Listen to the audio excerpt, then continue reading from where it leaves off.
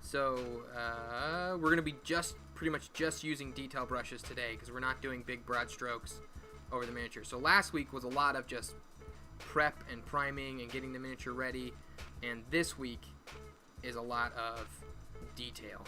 I've got 3 detail brushes that I like to use. Got these from my sister and brother-in-law, my wife's sister and her husband gave me these guys, I want to say like 2 Christmases ago, and they have been awesome. I've got a number 2, a number 1, and a 0, and they all kind of I've found them useful in different ways. They're Series 7 miniature finest sable Winsor and Newton England brushes. So I'm going to start out, you'd think you'd want to start out with the big one, but I actually have found that I like using this guy for more finer tipped kind of details. We're going to start out with the 0. Okay. Time to go to work. I don't know if I'll use all these shades, but I like prepping them personally. This is the long walk. This is going to take a while. And I'm just going to try and pick out each of the scales here.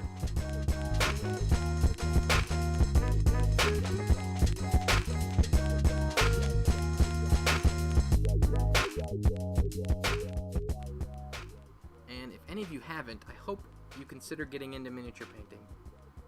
It has been my absolute favorite hobby, bar none, even more than video games. I will be up here in my attic, hanging out, painting minis, loving life. It's a great way to relax. Although, I wouldn't recommend streaming it as a way to relax. This is not the relaxed way to paint, with people watching over you while you're doing it.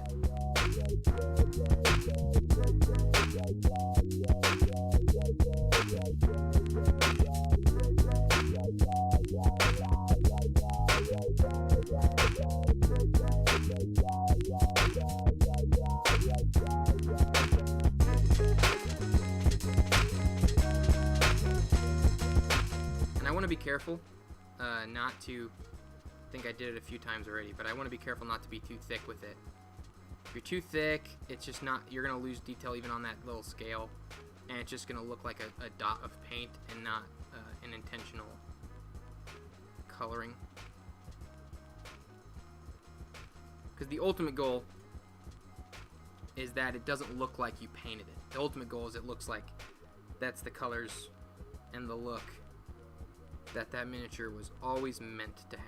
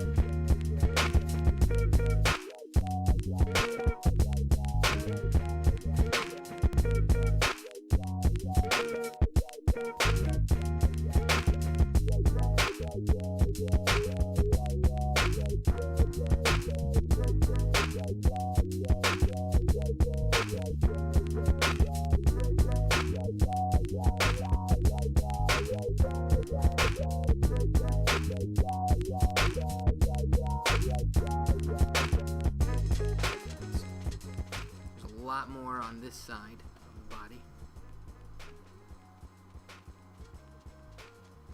And because of the nature of the plastic and the molding, sometimes these details just get blurred together in the mold.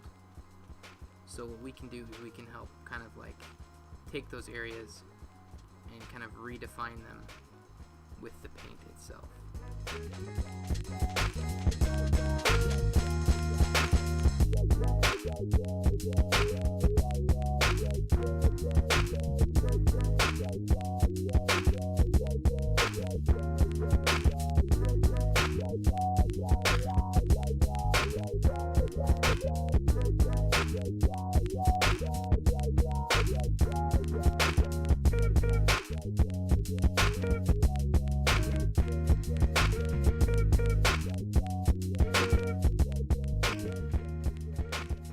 Okay, here's a little trick for you when you're trying to paint details.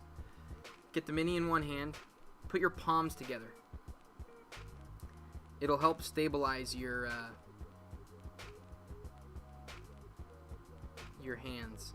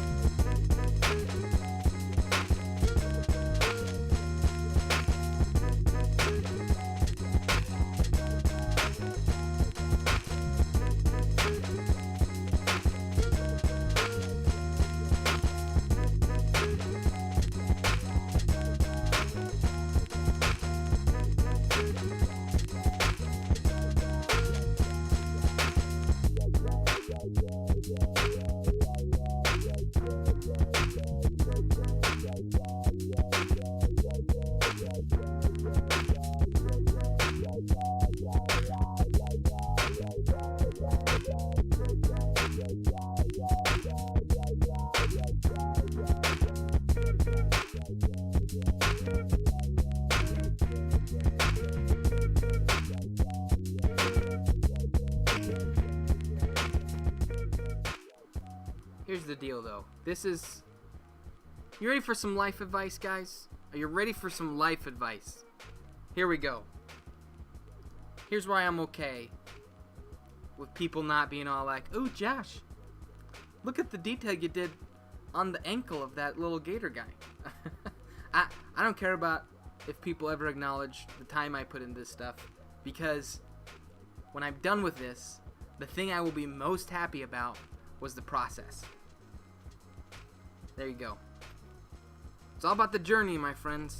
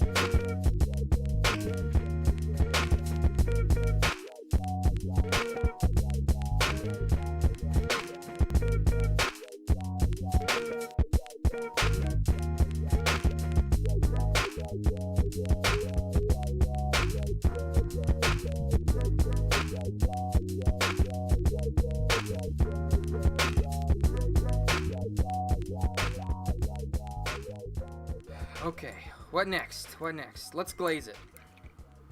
Let's go ahead and glaze it. Because the glaze is going to take time to dry, and while it's drying, we can work on the belly and the skin there.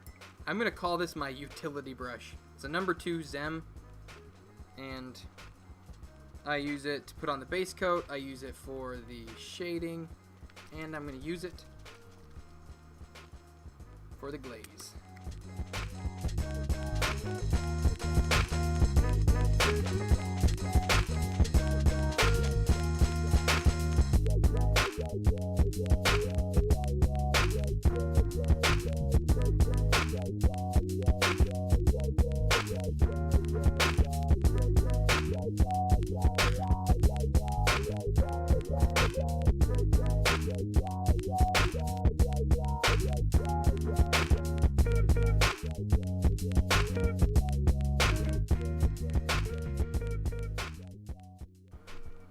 I am happy with that. Yes, I am. You're probably seeing a lot of the glossy reflection right now, but I do think it looks good. Alright, so now we're going to move on to the underbelly.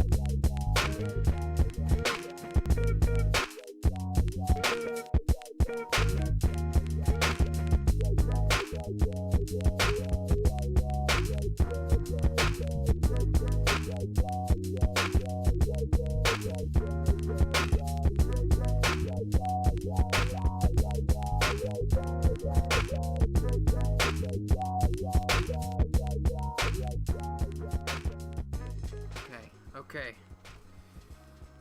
Fix this guy back onto my dice tray here with that kind of Elmer's sticky tack. Okay, now there is a worry with some of that detail that I added. Putting in a shade might kind of hurt some of that detail. But I think it really needs to get brought down. I told you guys last week that I actually try not to put shades on my... I just don't. Not like I try not to. I just don't ever put shades or washes on my wet palette. But I'm gonna today. Because I think there needs to be some transition. So... what I love about Relic and Flesh Shade is that it is much more, it's got a much more kind of, it's got a bit of a reddish hue to it. And Agrex Earthshade is super brown, but it's a good like kind of handoff between the two, I think. And here's what's going on in my head, just so we're all on the same page. This mouth is important. I think it's gonna be one of the most like defining features on this guy. And while I'm really happy with the way I think a lot of the flesh has turned out underneath the green, aside from it doesn't feel very, it's not really punchy right now. I do think that the mouth needs to be a lot more detailed. There's a tongue in there. There's all these teeth. I'm going to use this guy for the inside of the mouth. Doom Bull Brown. And I'm going to use Tusker Fur for the tongue. But I'm also going to put this red glaze on the tongue. And I'm going to throw this Caribou Crimson red shade on the Doom Bell to make it more red. I can get kind of nuts with my colors and end up using probably twice as many as I actually need to use. I'm going to paint the teeth, the eyes, and the claws last. That'll be the final thing I do. Start in the back of the mouth. This is probably going to be hard to see on stream. I'm going to try my best.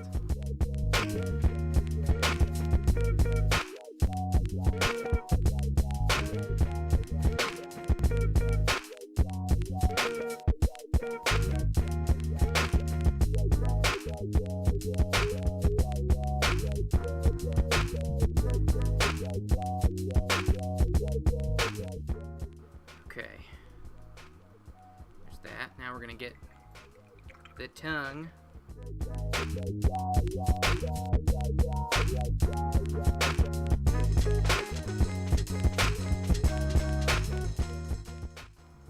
Looks like the tongue is kind of showing off a little bit in there, and the mouth does seem distinct. Okay, now to our shading.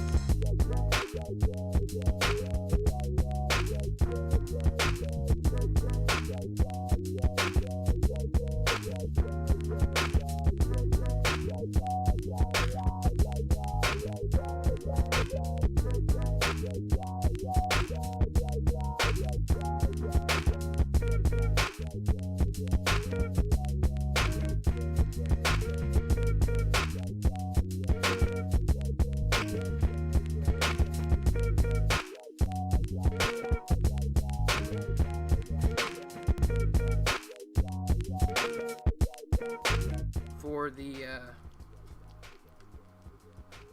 nails, we're going to use a Shabty bone and Pallid Witch flesh, and then we're going to go over it with Agrex Earthshade.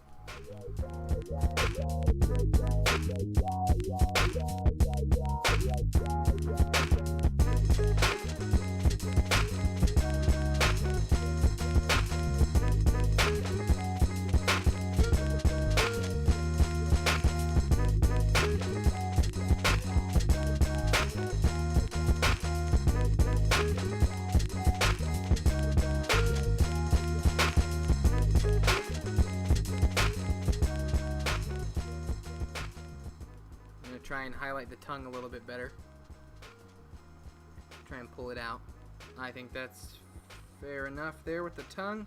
I think that's what we're gonna call it. We've got just like a few more little detail things left to do, but I think I was planning on being done around 9:30-ish. Thank you guys so much for hanging out with me tonight. And we're getting super close on finishing this guy. I'm excited. We're gonna finish this guy off, and we're gonna start a new one next week. So be back next Monday. All right. Have a great night, everybody. Thanks again for watching.